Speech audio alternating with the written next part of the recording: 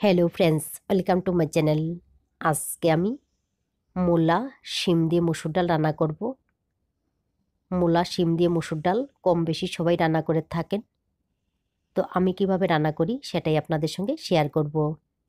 তাহলে চলুন দেখে নিই কীভাবে রান্না করব। প্রথমে আমি ডালগুলিকে সিদ্ধ করে নেব। তার জন্য একটা পাত্রের মধ্যে 3 গ্লাস জল গরম করে নিয়ে এর মধ্যে দিয়ে দিচ্ছি ভালোভাবে ধুয়ে নেওয়া 1 কাপ মসুর ডাল। একই সঙ্গে দিয়ে দেব লম্বা করে কেটে নেওয়া একটা মূলা। তবে সিমগুলিকে এই সময়ের মধ্যে ব্যবহার করতে হবে না। মূলার ডালগুলি যখন 50 থেকে 60% সিদ্ধ হয়ে যাবে তারপর সিমগুলি ব্যবহার করতে হবে। না হলে মূলাগুলি সিদ্ধ হওয়ার আগেই সিমগুলি বেশি সিদ্ধ হয়ে যাবে, তখন কিন্তু ভালো লাগবে না। একই সঙ্গে দিয়ে দিলাম পরিমাণ মতো লবণ। তো ডালের জলটা ফুটে উঠলে ডালের উপরের সাদা অংশগুলিকে হাতার সাহায্যে এইভাবে ফেলে দিতে হবে। উপরের সাদা অংশগুলিকে যদি এইভাবে ফেলে দেওয়া হয় তাহলে ডালের কালারটা সুন্দর হয়। এখন এইগুলিকে ঢাকনা দিয়ে 20 মিনিটের মতো সিদ্ধ করে নেব। প্রায় 20 মিনিট পর ফিরে আসলাম।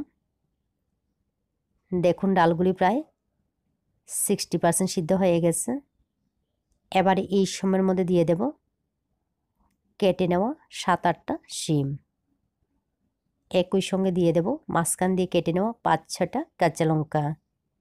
ঝাল বুঝে লঙ্কাটা ব্যবহার করবেন। তবে আপনাদের যদি মনে হয় জল লাগবে তাহলে এই সময়ের মধ্যে গরম জল ব্যবহার করবেন। ঠান্ডা জল ব্যবহার করলে পাংশে ভাব লাগবে, তখন কিন্তু ভালো লাগবে না। এখন এগুলিকে আবারও ঢাকনা দিয়ে ভালোভাবে সিদ্ধ করে নেব।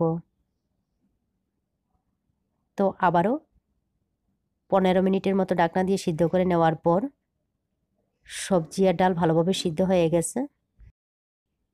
তবে ডাল ঘুটনি ব্যবহার করতে হবে না, এইভাবেই থাকবে। এইভাবে থাকলেই ভালো লাগে। তো এখন আমি এইগুলিকে সম্বার দেব। তার জন্য অন্য আরেকটা কড়াই গরম করে নিয়ে এর মধ্যে দিয়ে দেব সর্ষের তেল।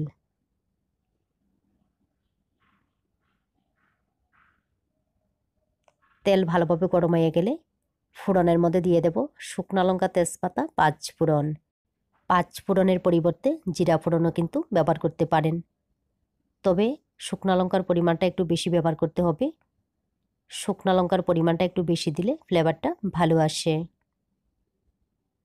তো ফোড়নগুলিকে কয়েক সেকেন্ড ভেজে নেওয়ার পর ফোড়নের কালারটা চেঞ্জ হয়ে গেলে এর মধ্যে দিয়ে দেব 1/2 ইঞ্চি গ্রেট করে নেওয়া আদা, দিয়ে দেব 1/2 চা চামচ হলুদের গুঁড়া, 1 চিমটি লাল মরিচের গুঁড়া।